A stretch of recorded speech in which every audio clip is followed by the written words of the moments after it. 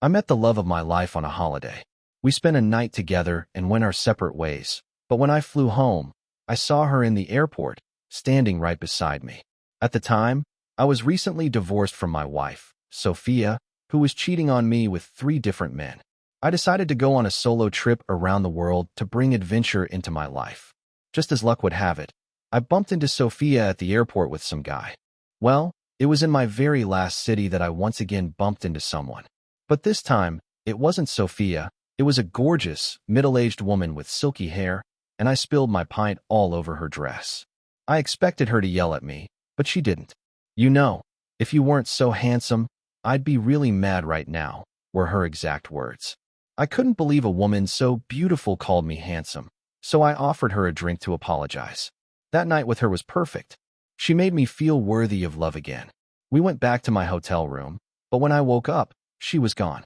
She'd left a note explaining that she had feelings for me, but could not fall in love with a man she met on holiday.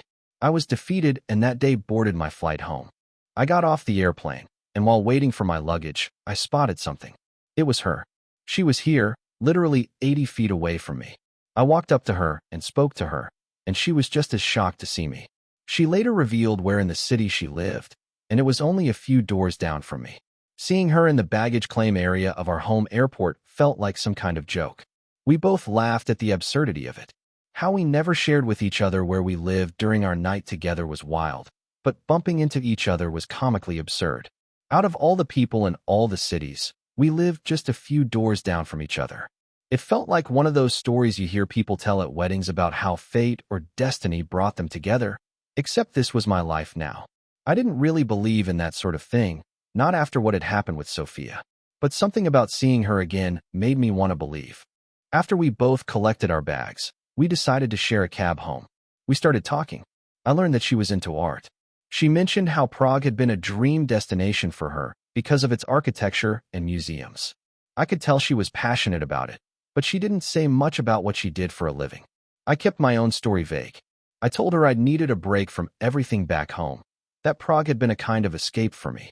I didn't go into detail about Jenna or the divorce, just mentioned that life had been tough lately. She didn't press, and I was grateful for that.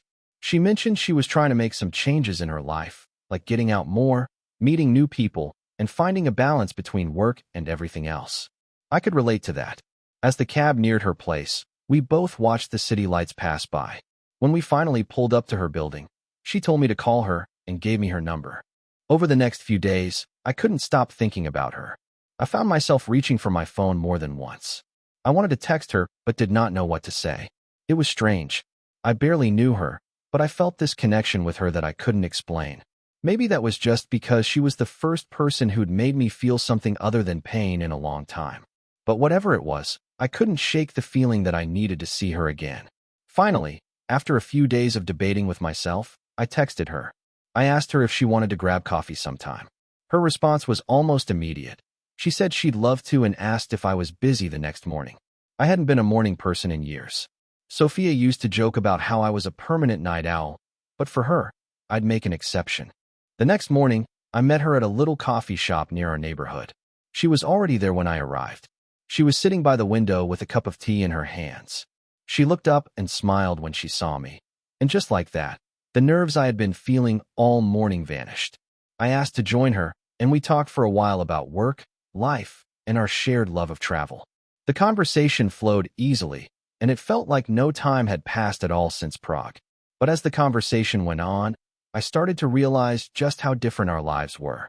She was a morning person, for one. She woke up at 5:30 a.m. every day, did yoga, went for a run, and then started her workday by 8:30. She ate clean, worked out regularly, and had a strict routine that she followed religiously. I was the complete opposite. I liked to sleep in, eat whatever I felt like, and my idea of exercise was taking the stairs instead of the elevator. But despite our differences, I found myself drawn to her even more. Over the next few weeks, we started seeing each other more often. We'd go for coffee, grab dinner, or just hang out at one of our apartments. The more time I spent with her, the more I started to fall for her. She was everything I didn't know I needed. She was funny, smart, caring, and driven. But as we got closer, those differences between us started to become clearer. It started with little things, like when she'd invite me to join her for a morning run, and I'd laugh it off, saying I wasn't a morning person. Or when she'd suggest we cook a healthy dinner together, and I'd joke about ordering takeout instead. At first, it was just playful banter. But as time went on, I could tell it was starting to bother her. One weekend, she invited me to a wellness retreat she was attending. She was really excited about it, saying it would be good for both of us to disconnect, recharge, and focus on our health. But I had already made plans with some friends to go to a party that weekend. This was a rare chance to catch up with people I hadn't seen since the divorce. You know how hard it is as an adult to get all your friends' schedules to line up for a weekend. When I told her I couldn't go, she looked disappointed but didn't say anything. The weekend came, and I went to the party. I tried to have fun, but all I could think about was her. I couldn't shake the feeling that I'd let her down and that I should have gone to the retreat with her instead. But I brushed it off and convinced myself that it was fine. I didn't feel like we had to do everything together. When I got back from the party, she was waiting for me at my apartment. She looked upset, and I knew something was wrong. She said we needed to talk. She sat me down and told me how she felt, explaining that our differences were starting to weigh on her. She said she loved spending time with me, but it felt like we were living in two different worlds. She was focused on health, wellness, and structure, while I was more laid back, spontaneous, and carefree. She said she didn't know if we could make it work since we were so different. I felt a pit in my stomach as she spoke. I knew she was right, but I didn't want to lose her. I tried to reassure her, telling her that our differences didn't matter and that we could find a way to make it work, but she shook her head. I could see the tears forming in her eyes. She said she was sorry and that she couldn't continue seeing me anymore. Just like that, it was over. She left, and I was alone again, feeling even worse than before. I had found someone who made me happy again, and now I'd lost her because I couldn't get my act together. The next few days were a blur. I didn't eat, didn't sleep. I just kept replaying our conversations over and over in my head, wondering where it all went wrong. I knew I had to do something to make it right, so I made a decision. I was going to change, if not for her, for myself. I had to prove to her that I was the man for her. The following days, I started waking up earlier.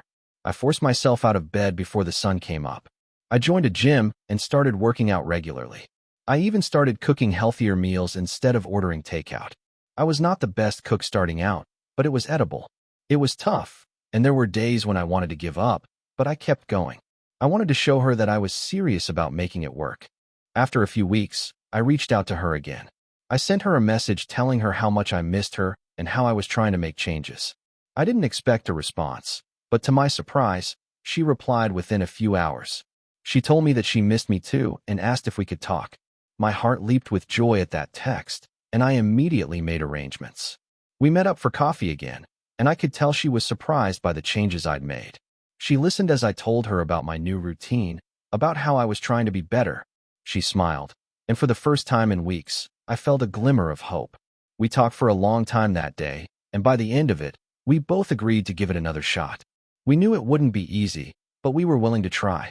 We set some ground rules. She said she'd cut me some slack on the early mornings, and I'd make more of an effort to join her in her healthy habits. It wasn't perfect, but it was a start. For a while, things were great. We found a rhythm that worked for both of us, and it felt like we were stronger than ever. But then, just when I thought we'd figured it all out, she dropped a bombshell on me. One evening over dinner, she told me she'd accepted a job offer in another city, 4 hours away from here. It was a huge opportunity for her, something she'd been working toward for years, but she hadn't talked to me about it before making the decision. She told the recruiter that she would start within the next few weeks. I felt like the wind had been knocked out of me.